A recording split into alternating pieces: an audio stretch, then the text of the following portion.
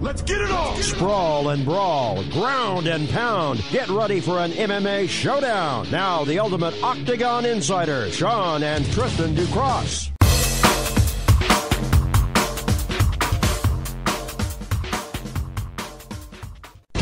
Let's get it on! All right, everybody, welcome to the new evolution of the Ducross brothers, the Sports Warriors. I'm Tristan Ducross. This is my brother, Sean Ducross. What an incredible show tonight that we have for you guys. As you can clearly see, new setup, new look, new feel. Sean, UFC 222. We're going to start off the show with that, but also make no mistake about it. Our first show in the new brand, the Ducross Brothers Sports Warriors talk show right now. We have Antonio Gonzalez in the building. Are you kidding me? Waiting in the wings. He'll be coming up at 7:40, so stay sir. tuned for his interview. But UFC 222 went down with some hiccups. Oh, dude, you're telling me. But when you look at it, Cris Cyborg came to the rescue of 222 after Max Holloway went down.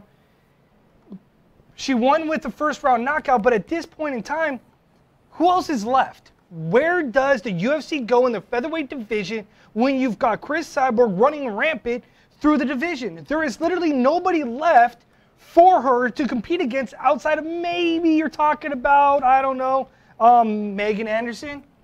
See, I'm okay with Megan Anderson versus Cyborg. The issue that I have with this is that it's really interesting, and I'm almost certain that there will be shots fired after this. And that's because of Cyborg is Shots fired! it's the only one true 145er in the division. You created a division around one fighter, and ultimately all you do is feed bantamweights to her. Exactly, and the only true 145er she fought was Holly Holm. And what happened? She dismantled Holly Holm.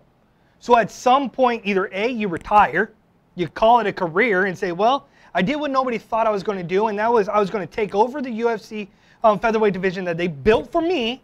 Let's make that perfectly clear. You built that division for me. But at some point, why do you want to continue to be thrown into the wolves and say, you know what, I'm going to beat this girl, I'm going to beat this girl. At some point, enough's enough. And when you've got Cyborg standing at the top of the food chain, the only person left is Megan Anderson. So Megan Anderson, get healthy, get right, because that's the only fight left. And people were talking about Amanda Nunes about, hey, let's make that mega fight. Well, Amanda Nunes needs to get healthy too. She needs to go in and beat Raquel Pennington and hope to God that she retains her title. And even if she does get out of there and is able to get through her toughest test, which would be Raquel Pennington in that division, even if you even puff her up to 145, it's still a laughingstock. You still got Cyborg, who's the only true 145. You can put anybody that is left standing, and it's still going to ultimately be one and done. Cyborg's too big, too strong, too fast. She got taken down like it was easy in the first second, and then all of a sudden, it was over, just like that. As fast as it was, as much as they wanted to try to build up this one girl, it left many to believe that there's nobody left. Yeah, and you can't think about that. 10 wins. Yep. 9 of them finishes. 9 finishes. 5-0 in the UFC. Just put her in the UFC Hall of Fame and call it a career. She did stuff that many people didn't think was possible. When you look at it and say, well, at the end of the day, has she fought anybody of relevance? Not really. But has she done stuff for the sport that many people thought wasn't capable? Absolutely. Is she a pioneer of the sport? Absolutely. One of the other pioneers of the sport was Frankie Edgar. Frankie Edgar could have took the easy way out. He seamlessly could have said, you know what, Max Holloway, thank you for bowing out. I'm going to go ahead and take over, and I'll get my opportunity at the next title shot. But instead, like a fighter would, he steps up to the plate. He takes on Brian Ortega. A guy who's already climbing the ladder, climbing the food chain, and then goes ahead and says, you know what, I don't care if this guy's on short notice, so wait, you want to fight a guy. This guy, 36 years old, never been knocked out, took punches after punches. Guys like Maynard took him to the woodshed, and he still stood there. Ortega takes him one uppercut and knocks him out, lights out, and ultimately 36 years old, man. 36 years old.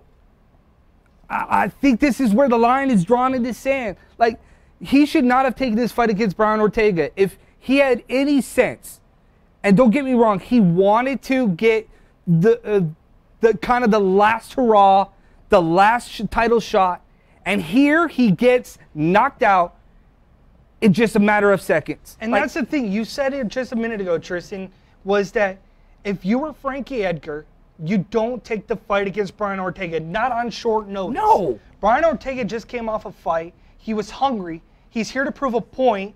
You're throwing him now in against a lion in Brian Ortega, a.k.a. T-City. And you're looking at it and it's like, good luck. Damn, son. Now you're looking at T-City. I agree. His only opportunity is to go ahead and fight now Max Holloway. Max Holloway needs to get healthy.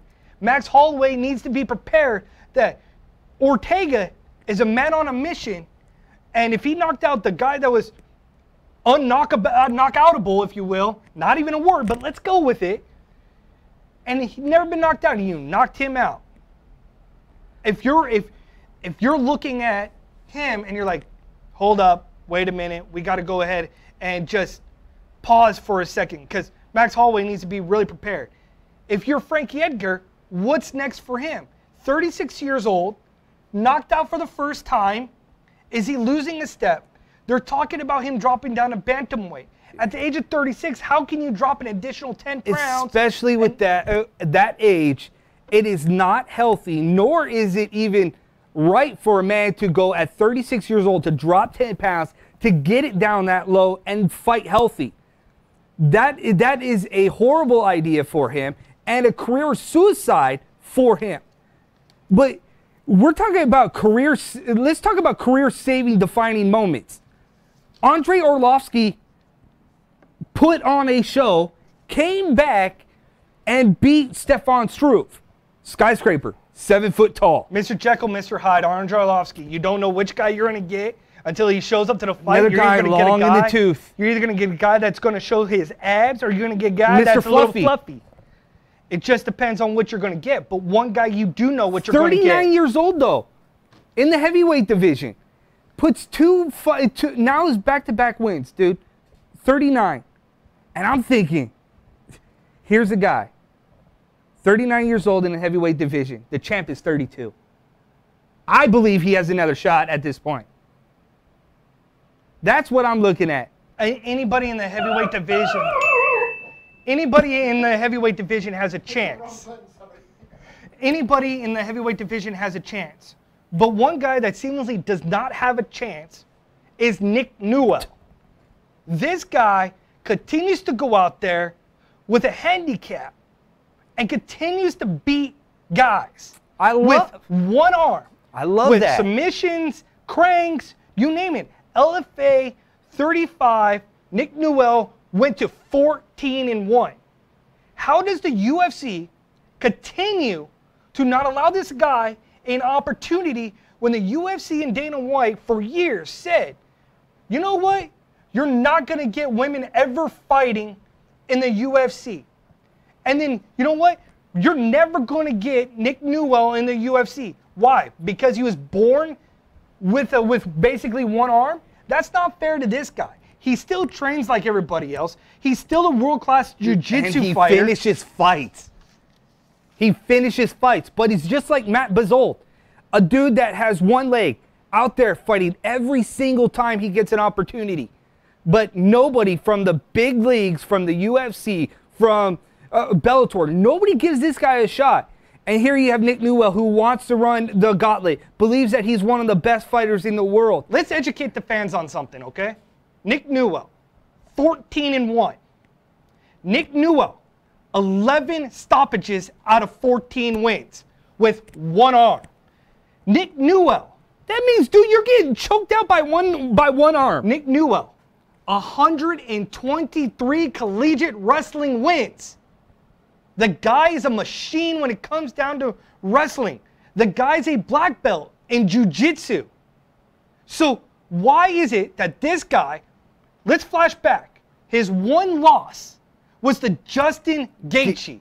Anybody that saw And Justin where's Justin Gaethje? UFC. The guy has always been a machine, always been a beast. So his one loss came to a guy that was on a whole nother striking level. And Nick Newell lost to him, but you didn't give him the opportunity to defend that loss? But All you do go is ahead brush and him to the side. But you basically blackballed him into retirement back in 2015. Now he comes back to LFA and says, hey folks, I'm back. And he chokes out a guy with one arm. At some point, man up, either UFC or Bellator. Give this guy a legit opportunity to compete. If you're so afraid of one of your top guys being getting beat by one arm, then maybe they need to train better. Right? Maybe you need to go out, find something, find your little balls, and actually bring them to a fight game, because Nick Newell doesn't care about a handicap. Griffin in the NFL just did the combine. One arm. Bench press 25 times at 225 pounds. Destroyed the combine. The best linebacker at the combine in the last almost decade.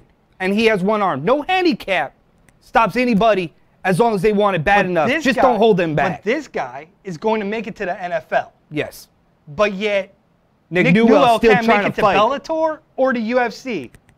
I'm calling out UFC. I'm calling out UFC. Call out Bellator. I'm calling out Bellator. Y'all need to take this guy seriously. Scott Coker, Dana White. You guys need to realize that it's not just about your favorites, your fan childs. There's a guy out there that deserves a shot. His name is Nick Newell. Believe that. And we'll let you sleep on that, as we'll be right back with some more UFC talk, boxing news, and then we also have to our left is we have Antonio Gonzalez, local MMA fighter, going to join us here in a little bit, so stay tuned for that.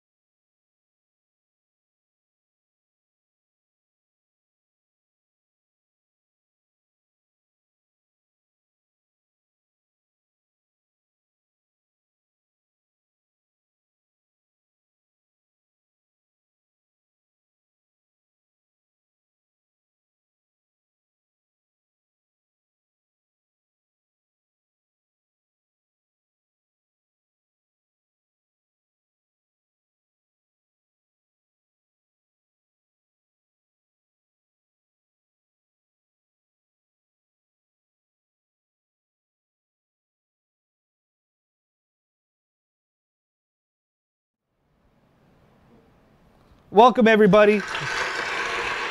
We are the Ducross Brothers, the Sports Warriors. I'm Tristan Ducross. Along my side, as always, my counterpart, partner in crime, the one and only Sean Ducross. Sean, incredible show we have in our new studio. What do we want to call our new studio? Like the Warriors Way domain? I don't know, but we got to come up with a name. Everybody that's watching us live right now, please join the chat. You can also talk to the Sports Warriors and give us a name for our studio where our guests will be coming and dropping in, like Antonio Gonzalez, that will be joining us a little bit later. And talk to us. Like us. We just follow us, add us, Sean and Tristan Ducross on Facebook. Like our fan page, Ducross Brothers. In the meantime, Sean, UFC Fight Night 127, headlined by Fabricio Verdum and Alexander Volkov, who comes from Bellator, and all of a sudden making a name in the UFC away from Bellator.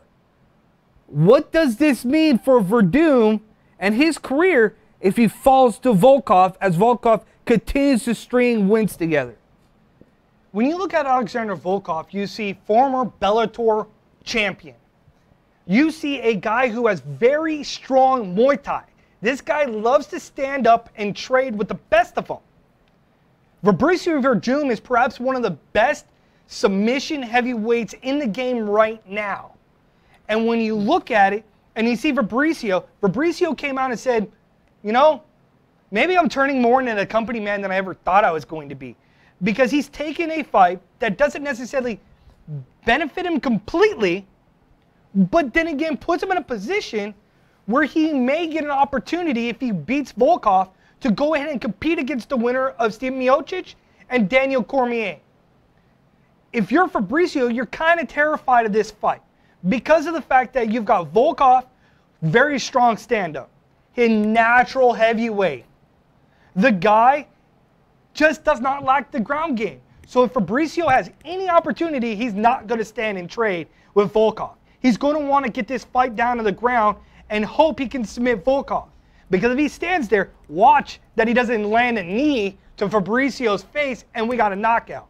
So I'll go ahead and say that Volkov will knock out Werdum in the second round with a knee to the dome.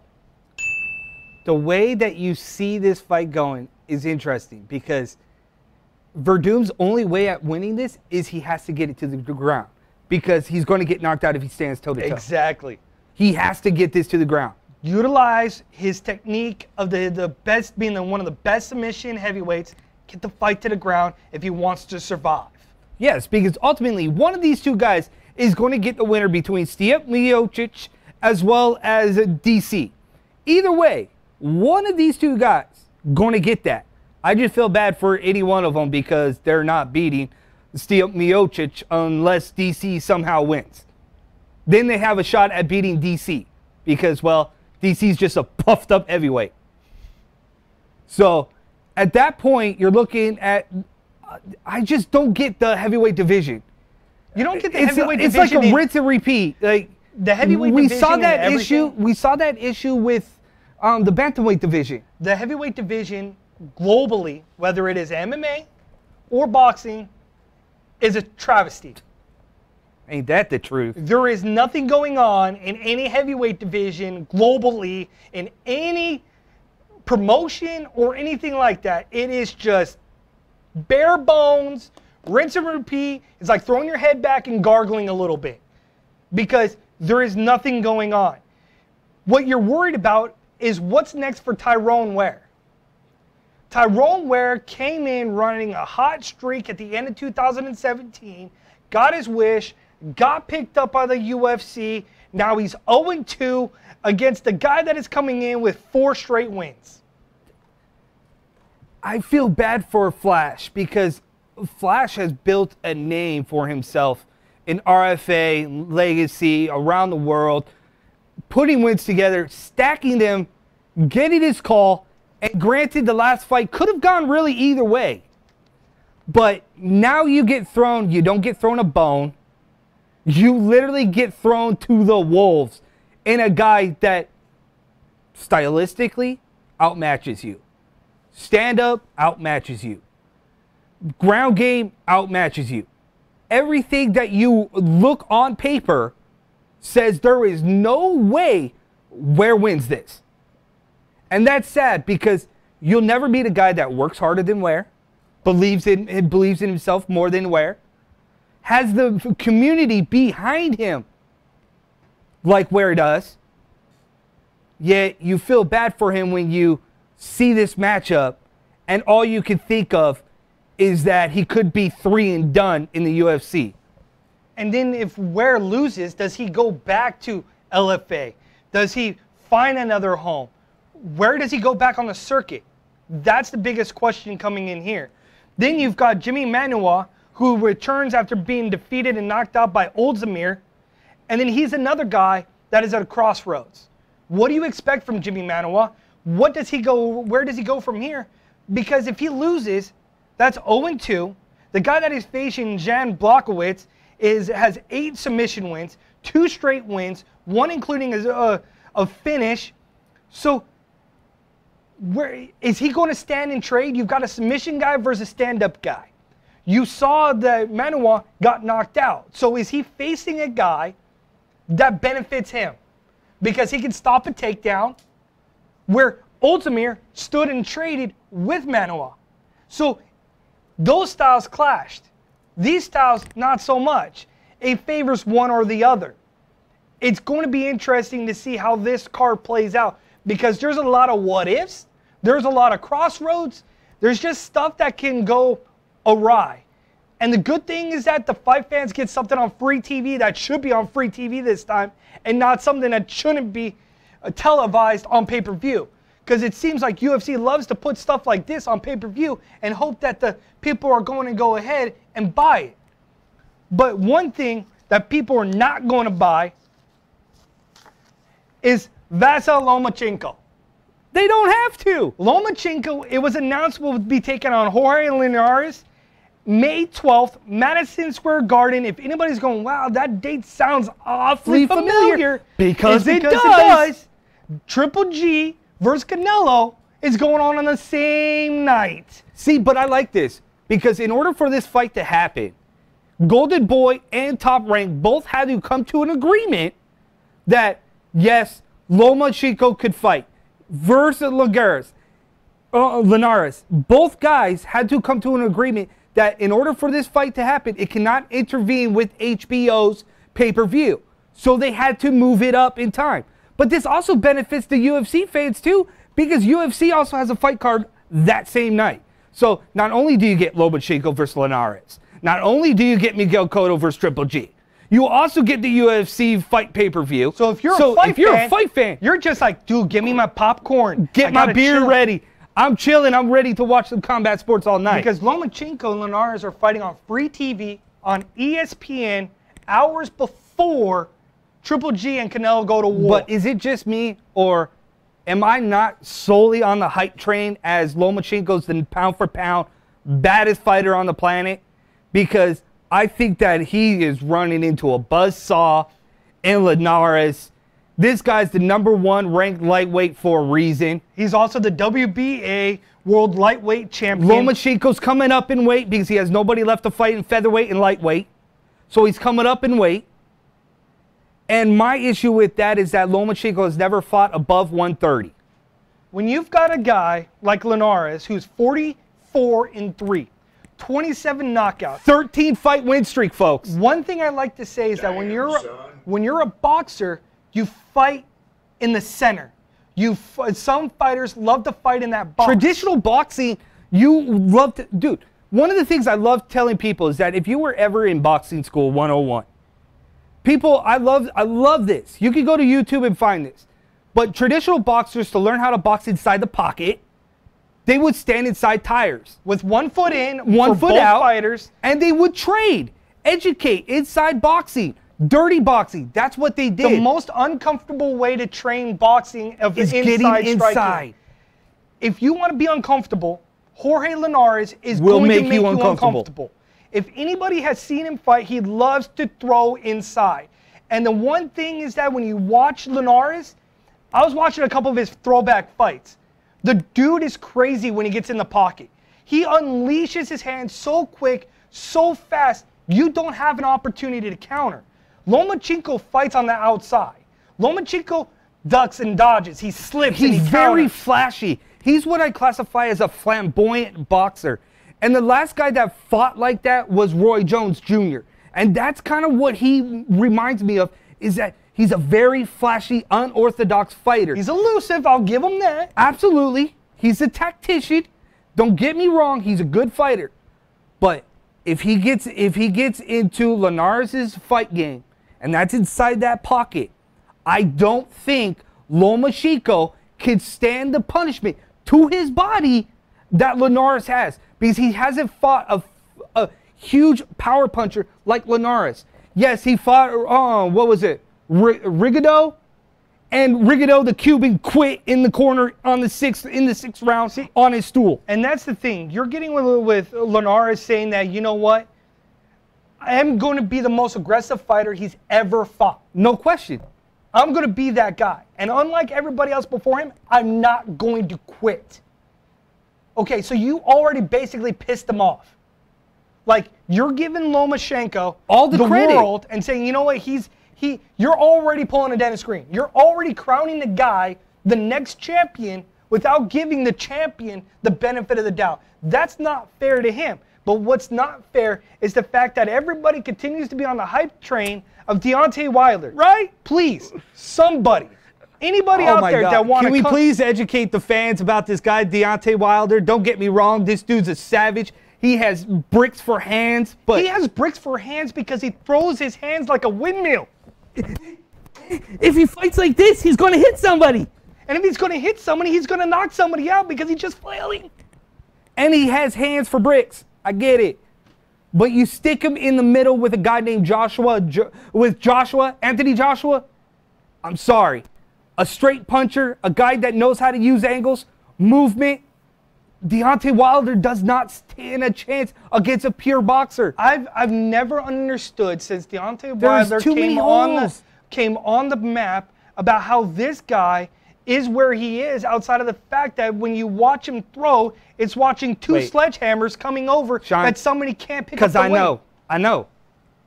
We are in the day and age where, I'm sorry, I'm going to say this, Americans want to believe in somebody. In boxing, in any sport, there's not a whole lot of Americans that hold titles. Go ahead, I'll wait. Name them. Next thing you're going to get ready to say, Tristan, is that if you live long enough to be you'll end up becoming the villain. Yeah, absolutely. That's Deontay Wilder. But there's very little Americanized champions that are left out there. True. Deontay Wilder is that. Not only do you have Deontay Wilder that is American, he's also drug-free. This dude has never tested positive in his whole entire life from starting at a young kid and in his backyard, training in his garage. This kid has never tested positive for anything in his life. Period. You can't say that for this day and age. You can't. Everybody at some point has popped a pill, been caught, been suspended by USADA. Somebody at some point is coming for you. He has never been caught. And then one thing, too, is that while we sit here and say, you know what, Deontay Wilder basically looks like he's a guy trying to pick up a sledgehammer and just flailing it and hoping for the best, he does draw. Oh, most definitely. He fought against Luis King Kong Ortiz. 1.1 million people tune into it live on TV. It was Showtime. 1.2. Check this out. It was the highest viewed boxing fight for a heavyweight, or boxing fight for that matter, on Showtime in 3 years. Yes. And on top of that, he's never been on pay-per-view. So whether he's insane in his style and technique, his ability to talk, his ability to sell has been outstanding. The ability for him to draw in the fight fans has been great for the heavyweight division in boxing. But is it just me, or are you a little bit over the whole masquerade party kind of scheme that he wears? Whatever sells the fight is perfectly fine. When you look at Anthony Joshua coming up, he is the IBF, the WBA title belt holder. He fights Joseph Parker for the WBA title on March 31st. If he wins, you've got to make this clash. Oh, it was just like for years when you talked about who is going to take on the Klitschko brothers, who is going to fight them, who is going to step up. Anthony Joshua stepped up and beat them. Now, not to say that Deontay Wilder is a Klitschko. I'd probably flip it and say that Anthony Joshua is Klitschko in terms of style and technique. Deontay Wilder is a...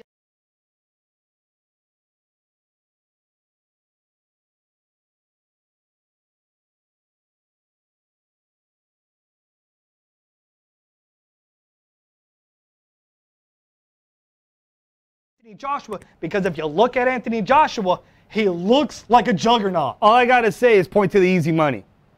Point to the easy money. But we'll do that here in a minute. We're going to take a quick break and come back with amateur fighter Antonio Gonzalez coming off a victory in dramatic fashion at IE Fight Night out in Ontario, California. Your boys, the New Cross Brothers, the Sports Warriors, will be right back with Antonio Gonzalez.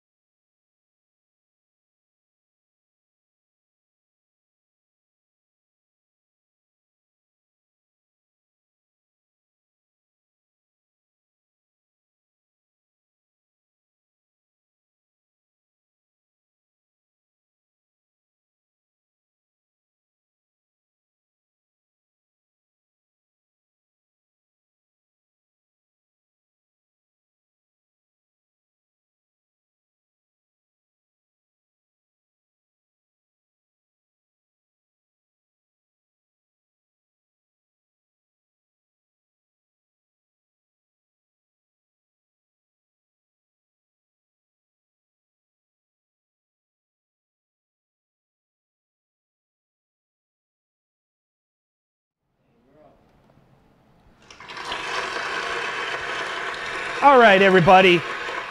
We are the New Cross Brothers, the Sports Warriors. I'm Tristan Ducross. This is my brother, Sean Ducross. What an incredible show. As you can see, new look, new feel, new setup. Still trying to figure out what we should call our home away from home. We have a new studio, as you can clearly see. IELiveTV.com. Yep. With our producer, Lau Murdoch. Thank you very much. But we have an incredible guest, Antonio Gonzalez. We were honored to be calling IE Fight Night Aggression.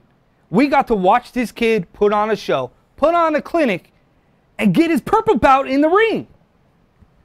Antonio Gonzalez joins the New Cross Brothers Sports Warriors. Welcome, Antonio. Hello. It's good to be on, man. Thank you guys for having me. All right, so Antonio Gonzalez, my man. Yes, sir. That night had to be somewhat surreal for you because you were gone away from the game for a while in California, being out of the fight game for 6 years in California. Yeah, you fought in Las Vegas and you got a couple victories there. But you stepped away from the game for a while. Tell your fans and tell the people why you had to step away for a little while and what you did in that period of time. Right, so after my first two fights, I realized that I needed to make a few adjustments in my game. You know, I had a good idea of stand-up. I had, a decent understanding of wrestling, but one thing that I felt was flawed for me was a little bit of my ground game on the bottom, you know what I mean? So I did a little bit of research on jiu-jitsu and came across 10th Planet Jiu-Jitsu, Eddie Bravo's system, and so I've been training ever since. I've just been doing 2-3 a days, chasing the dream. You know what I mean? Because, like you guys, you have something you believe in, and you know what I mean. You got tunnel vision, and that's just how it is. You know what I mean? You accomplish what it is that you have in sight. When you talk about Eddie Bravo's system, what is it that about that system that has everybody so gravitating towards it? It seems like when everybody wants to train jiu-jitsu, it seems like it's always Eddie Bravo. It's either Eddie Bravo or it's the Gracies. Right. You don't hear anybody else in between. What is it that people just now gravitating more towards Bravo? Well, I feel like Eddie Bravo's system is innovating. No gi for MMA. You know what I mean? You don't have to worry about grabbing sleeves when you're fighting somebody in trunks. You know what I mean? So Eddie Bravo's system is solely based on that aspect of the game, and it's evolving jiu-jitsu as a whole. you don't have all these same positions in Gracie Jiu-Jitsu that you do in 10th Planet Jiu-Jitsu. You know what I mean? There's things that Gracie gyms are not doing yet. You know what I mean, per se. So do you believe that has helped your game to the next level because of not being able to have that gi? Like, as you can clearly see right here, rocking the 10th Planet. You know, is it has that given you that extra step in your ground game? Like we saw in IE Aggression, you getting that submission win and being crowned the purple, getting your purple belt in the ring. What did that mean? You know, it's honestly, it's a privilege to be ranked in the system. You know what I mean? It's a privilege to be ranked in the 10th Planet Jiu-Jitsu system. You know, I train with a lot of good training partners there. We're evolving the game in our own way as well. You know, it's an art. It's an art. So everyone has their own way of doing it. And I feel as if, you know, the 10th Planet Jiu-Jitsu has definitely been a huge part of my game. As you can see in the fight, I do a lot of rubber guard. You know, that's 10th Planet stuff. It prevents me from getting hit. You know what I mean? So that's a huge thing when it comes to Jiu-Jitsu for MMA. When you're talking about everything that you've learned in Jiu-Jitsu, one of the things that we saw at IE Fight Night Aggression was your sick transition to the back. That was one of the most flawless switches I think I've ever seen in a fight. You don't see it too often. Switch? What do you mean by like? No, I don't. The transitions. Right. Yeah. The smooth transitions that you do. Oh, okay, for sure. I see what you're saying. Oh, yeah. Like that just comes from drilling and drilling and drilling. You know what I mean? Literally hours of drilling. I do 2-3 a day. On my worst day, I train 2 times. You know what I mean? 2 hours per se. You know what I mean? So just getting all those reps in, that makes it so that I'm able to do those transitions. You know what I mean? I've done this over and over and over to where it's just a reaction. You know what I mean? Also, when you're in there, it helps. Okay, I'm trying not to get my face punched in. I better have these techniques on point. You know what I mean? Because that's how you last. You know what I mean? You gotta not take hits and, you know what I mean, and still win and stuff. You know what I mean? So do you feel more comfortable on the ground than you do on your feet? No, in all honesty, the only reason that I've been doing the ground game so much is to equalize all aspects of my game. You know what I mean? I'm trying to be comfortable everywhere. If you would describe my style, like I say, when I say I'm a hybrid fighter, I attack from all aspects of the game. I'm ready for it to go anywhere. I improvise. I drill enough. You know what I mean? I drill enough with my team to know where I need to be at all times. You know what I mean? A lot of fighters that have multiple talents, multiple avenues and stuff like that with the game, like you say, you consider yourself a hybrid fighter. Right. When you're inside that ring, does everything kind of slow down to you because everything's up here now that you feel so focused and locked in that everything kind of just slows down for you and you can see one step? Your fighter IQ has to be vastly improved. Right. At that point, it's just about reaching a state of neutrality. And in order to reach that state of neutrality, I feel like you have to drill. You have to have your crafts on point. If you're in there thinking, okay, did I do this enough? You know, if you're worried about stuff, that's when it becomes one of those things to where you get too nervous. You know what I mean? To achieve tranquility, you got to really, you know what I mean, have your techniques down and really drill your craft. So when you're talking about tranquility and vision and thought process, have you thought about, what is it, when you sit there, meditation. Have you ever thought about meditating? Oh yeah, as a form of focusing? Most definitely. That's a huge part of my game as well. You know what I mean? You got to take that time to really reflect on things, you know, just not just in martial arts, but I'm saying in life too. You know what I mean? Like meditation is definitely a huge part of what I do in general. You know what I mean? So then, Antonio Gonzalez, what is next for you? Do you have another fight lined up? What's the end game for you? Okay, well, to say the least, I'm trying to get belts. I'm trying to be known. You know what I mean? Not just locally, worldwide, and everything. So you know what I mean? So that's just what I've been working towards. As far as near goals, I'm trying to get belts. You know what I mean? In jiu-jitsu, in MMA, and whatever possible. You know what I mean? Maybe I've been even considering boxing, to be honest. I'm excited. You know what I mean? I'm just looking forward to it. I've been working towards you know what I mean, So what's next for Antonio Gonzalez? So what's next as far as that goes? Okay, yeah, my nearest fight is May 12th. IE Fight Night again in Ontario, California. Yes, sir. I'll do that one more time. Eventually, you want to become a belt collector. Yeah, I'm in the process of that as we speak. You know what I mean? Yeah, like it's one of those things. It seems like nowadays everybody wants to be a belt collector, and that's not a bad thought process to have. Right. Just sometimes you need to just kind of bring it back to the center a little bit. I feel like I want to have that credibility, you know what I mean, so I could pass it on to others as well. You know, I like to spread the art and everything like that, but just in general, you know what I mean, testing the art, making sure it works, and having those things as you know, proof of it. You know what I mean? That's really what those means to me. You know, so it's not just like, oh, I want to collect belts. You know, like, no, I want to make sure I have credibility behind what I've been practicing and what I'm trying to teach. Do you train kids as well on your off days too? Well, I teach mostly beginner adults, and then I do teach at a high school. So yeah, like teenagers. You know what I mean? Like, yeah. So how has that been to take your own craft to a teaching other individuals? Yeah, I'm actually the head coach at Harupa Valley, and yeah, it's a privilege, to be honest. When I can teach them the techniques, and then I see people that I start from scratch doing nothing but things that I teach them on the mats. That's just a good feeling to have, and I definitely like to see that. You know, they're keeping grades up because of this art. You know, a lot of them get addicted to it. It's just cool. You know what I mean? I like to be part of that.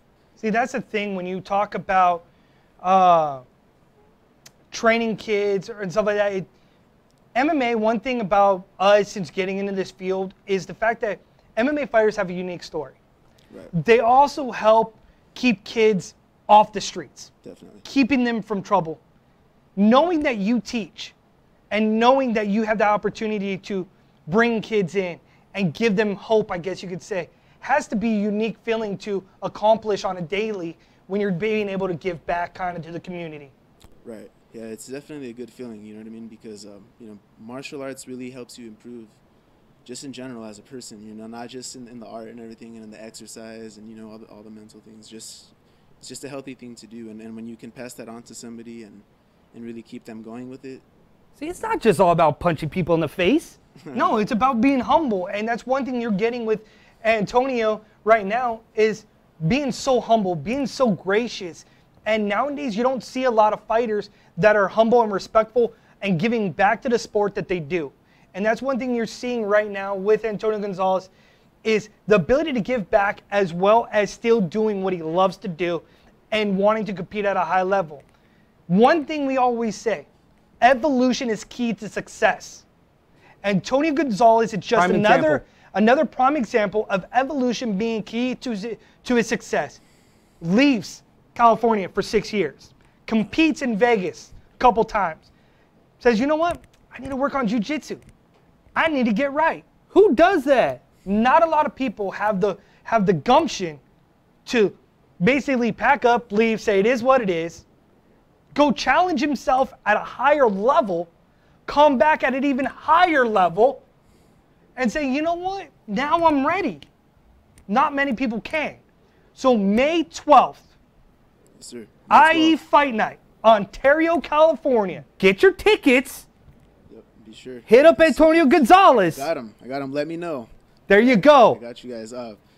You know, if you guys follow my Instagram, Royalty MMA, I follow back and everything. You guys can follow me, you know, along my journey and everything. You know what I mean? Follow this guy. Please support this him. guy. I mean, Support your local MMA. Support Antonio Gonzalez because this guy's future is ridiculous. And come May 12th, he's going to show exactly why he is exactly who he says he is. And make no mistake about it. This kid is coming for belts. And it's going to happen on IE Fight Night, May 12th, Ontario, California. He's one of the next bright stars in amateur MMA that if you don't know, now you know. Now you know. Yes, sir. Thank you for that. Yes, sir. So, Antonio Gonzalez. Yes, sir. Going out here. Thank you for joining us, the Sports Warriors, on our new home. Yeah, IE it's Live. Right? IE Live. La Murdoch, thank you very much.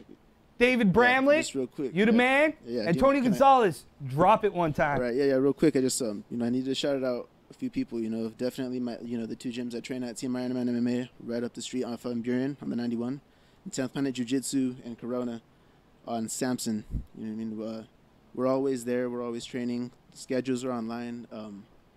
Please be on the lookout for what I'm in the process of. You know what I mean? Yeah, that's about it as far as that goes. No, but yeah. Oh, yeah, and thank you, Grandma's Boys Catering, one more time. You know what I mean? Grandma's Boys Catering, Royal Landscape, Shantai's Remedies, you know, and everybody I train with, all my family, friends, everything like that.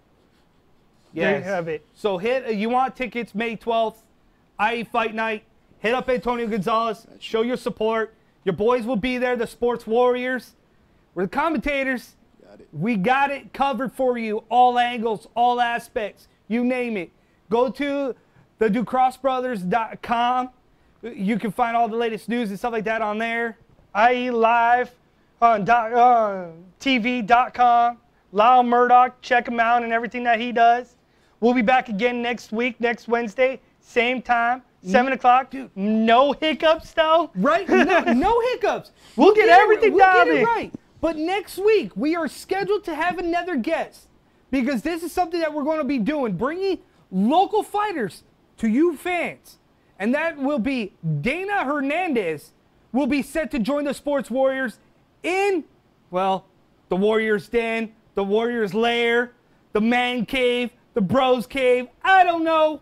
We'll figure it out. But we are the Ducross Brothers. I'm Tristan Ducross. This is Sean Ducross. Hit us up on Facebook. We'll talk MMA, combat sports all day long. We're your boys. Until next time, we're out.